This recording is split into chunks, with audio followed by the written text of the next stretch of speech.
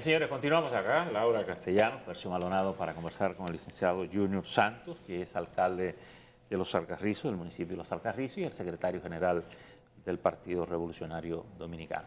Buen día. Bienvenido. Buen día, doña Laura. Buen día, don Percio. Yo creo que sería oportuno comenzar por donde quedó la fiscal, puesto que mencionó su municipio como uno de los puntos críticos, los puntos rojos en materia de seguridad y habría que decir en el orden social, de las condiciones sociales en que vive la gente. Mire, gracias por la pregunta. Realmente yo entiendo de que esas son de las codificaciones que dentro de un plan de seguridad integral tenemos que modificar. Estigmatizar un territorio y decir tal territorio es violento, tal territorio es inseguro, creo que se convierte hasta en un modelo incorrecto de comunicación. Los Alcarrizos tienen sectores, como la sociedad, que puede tener y que tiene elementos de violencia, tiene sectores donde puede haber nivel de raterismo, pero en sentido general Los Alcarrizos es una comunidad productiva, es una comunidad trabajadora, es una comunidad que en 62 kilómetros, que hay que empezar por ahí, el plan de seguridad ciudadana tiene que empezar haciendo un diagnóstico de cuál es la realidad social de un territorio. Es decir, nosotros somos 62 kilómetros cuadrados con una población de 375.000 habitantes.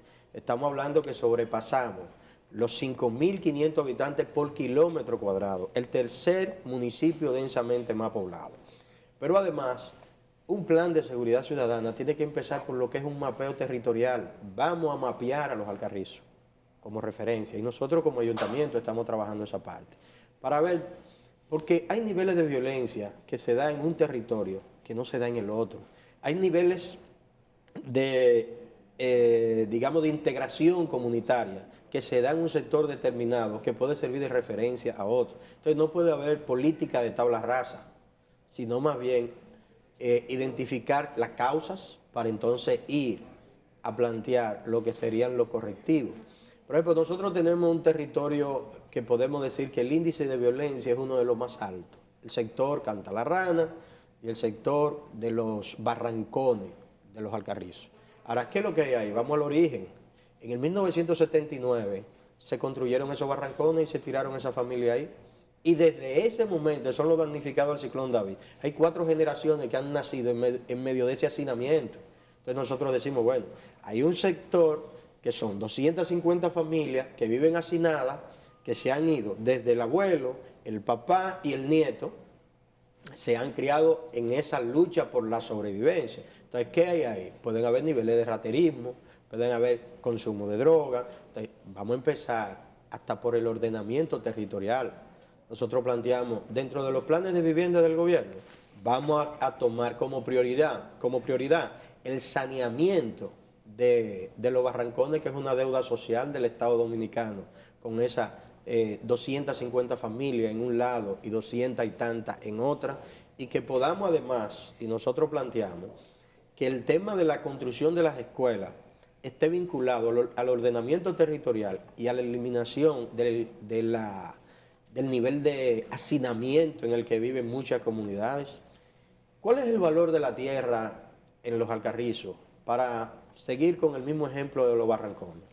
El promedio del valor de la tierra ahí oscila entre los 7.000 a 10.000 pesos el metro, porque es lo más próximo que está a la vía principal de la Duarte. Si nosotros tomamos en un plan integral el INVI, Obras Públicas, el Ayuntamiento, la CAS y CDE, podemos hacer un proyecto modelo. Esas 250 familias, hacerle apartamentos pequeños, que es lo que construye el INVI, que son con unos fondos unos fondos extranjeros que ellos están manejando. El promedio anda entre 400 y 500 mil pesos el costo de cada apartamento de eso. Construimos 250 apartamentos y recuperamos 4.000 metros de tierra que quedaría ¿para qué? Para la construcción de un centro comunitario, de un liceo, de una escuela, de una cancha, porque subiríamos hacia arriba. Entonces, cuando multiplicamos 5.000 pesos por 4.000, estamos hablando de que son 20 millones de pesos. Claro. 20 millones de pesos que se recuperen el valor de una tierra. Entonces le estamos construyendo la escuela a donde la comunidad la necesita. Entonces, es todo esto. El plan de seguridad ciudadana tiene unos parámetros me parece que son 153 policías por cada 100.000 habitantes. Vamos a ver si nosotros tenemos esa policía especializada también. Vamos a ver si la inversión social que está haciendo el gobierno está siendo coordinada de modo tal que contribuya al buen vivir, a la buena convivencia en la comunidad.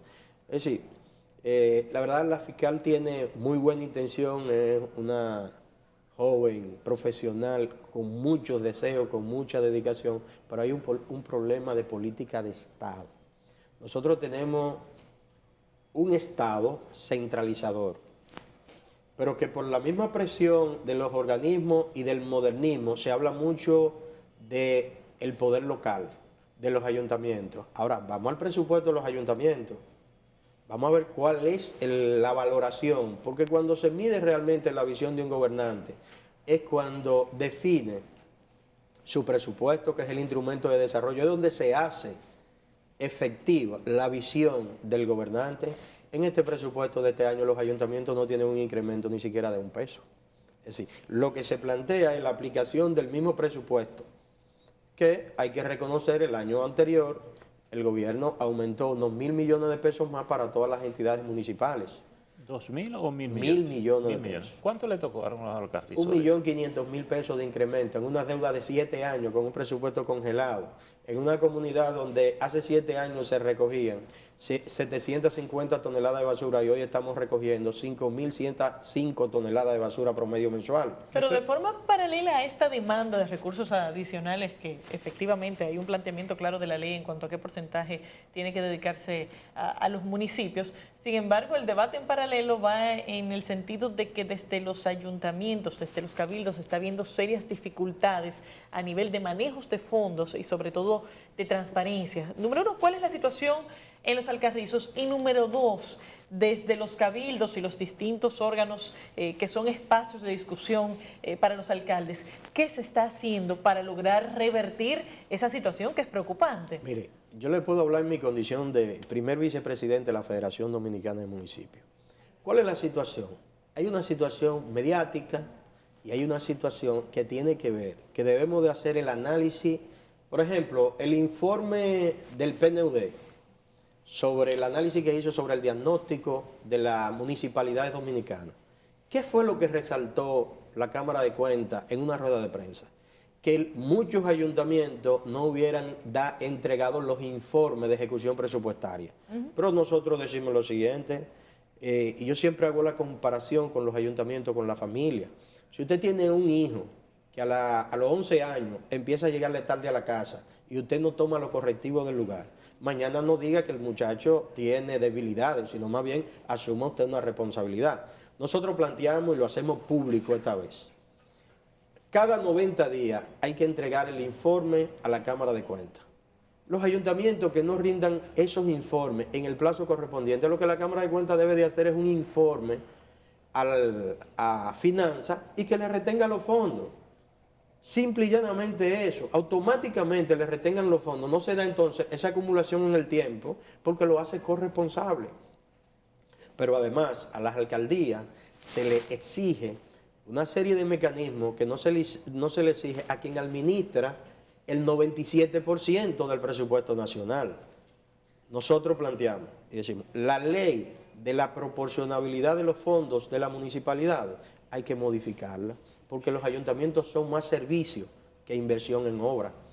Pero además, inversión nada más no es construir parques, inversión es equipo, inversión es una serie de maquinaria que necesitan los ayuntamientos. ¿Cómo está estructurado la ley en porcentaje? La ley establece un 4% para educación, género y salud, establece un 31% para servicios, un 25% para personal y un 40% para inversión. Ahora, ¿qué sucede en lo siguiente? Cada parque que construye un ayuntamiento le genera una presión en servicio y le genera una presión en personal. porque necesita más funda plástica, necesita barrer más y necesita un personal de seguridad, necesita un personal para el mantenimiento. Entonces, todos estos elementos tienen que ser una reingeniería de la municipalidad dominicana. Pero además, hagamos la referencia. El menos del 3% administran los ayuntamientos, que son 380 entidades municipales. Son las únicas entidades que tienen el Congreso dentro, es decir, tienen un consejo de regidores donde están repartidos todos los partidos. Tiene el presupuesto participativo que se convierte en una especie de fiscalización de la propia comunidad. Sí, se aplica. Sí, es que no hay forma de no aplicarlo. Puede haber diferencia en la metodología, pero el alcalde que no le da participación a la comunidad, que no se involucra con la comunidad en la definición de las inversiones y de los servicios, termina siendo una alcaldía fracasada. Pero de esas tenemos muchas. Yo le puedo decir que si hacemos la comparación, vamos a hacer la comparación siguiente. El sistema de educación nacional tiene ahora mismo sobre los 100.000 millones de pesos para el presupuesto. A las escuelas se le da un fondo de operatividad. ¿Quién vigila esos fondos? ¿Quién de la comunidad de manera directa participa? El alcalde maneja, por ejemplo, nosotros tenemos alcaldía que su presupuesto está por debajo de lo que es el salario de un funcionario público, o de 2 o de 3. Nosotros tenemos situaciones y hacemos una comparación sana. Por ejemplo, el Hospital Vinicio Calventi, la administración se ha integrado a la comunidad, el doctor Alberto, y manejamos lo que son proyectos de municipios saludables, lo trabajamos en coordinación.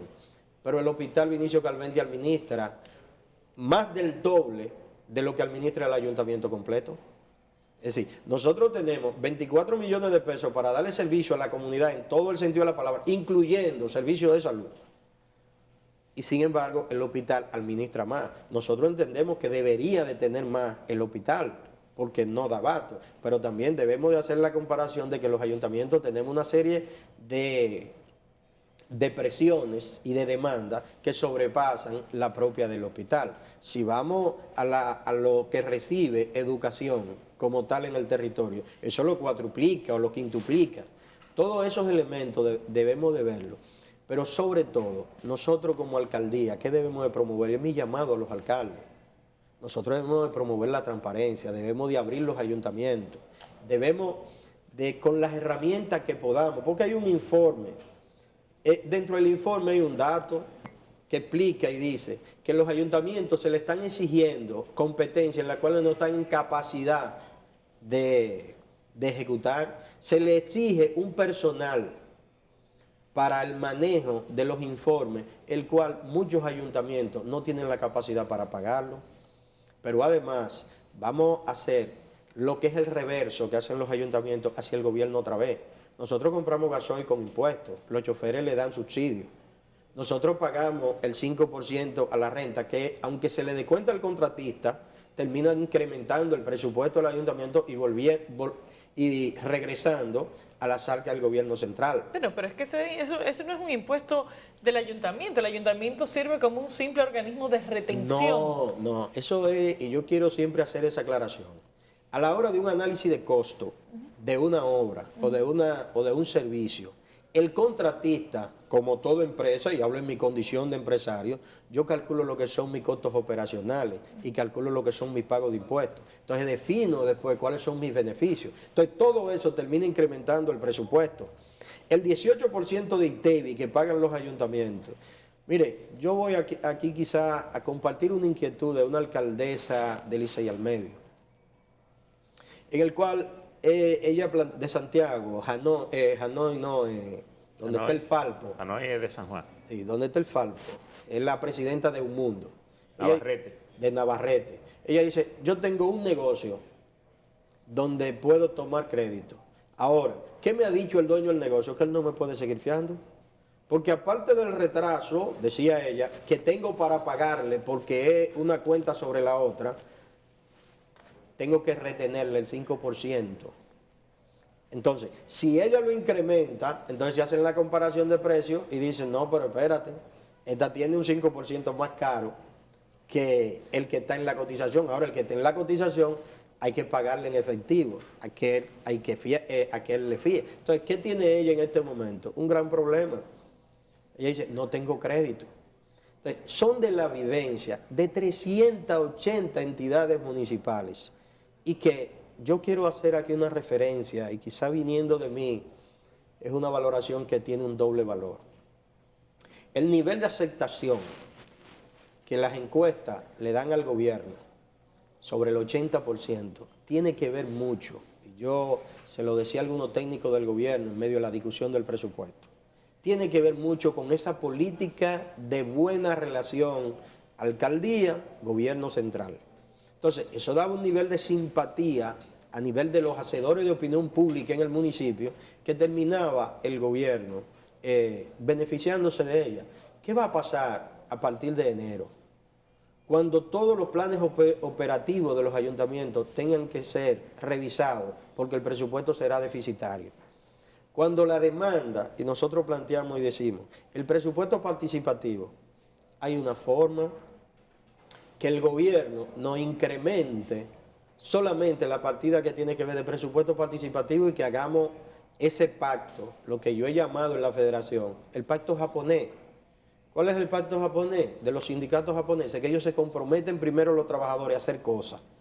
Y yo me comprometo con tal cosa a cambio de que tú me devuelvas o me mejores mis condiciones. Nosotros, las alcaldías, estamos discutiendo un pacto con el gobierno central, en el cual nosotros nos comprometemos con la transparencia, con la fortaleza institucional, con la aplicación en todos los ayuntamientos del presupuesto participativo. Pero ¿y por qué hay que hacer un acuerdo con el gobierno para eso, si esos son mandatos de ley para los ayuntamientos? Porque hay una justificación de ambas partes.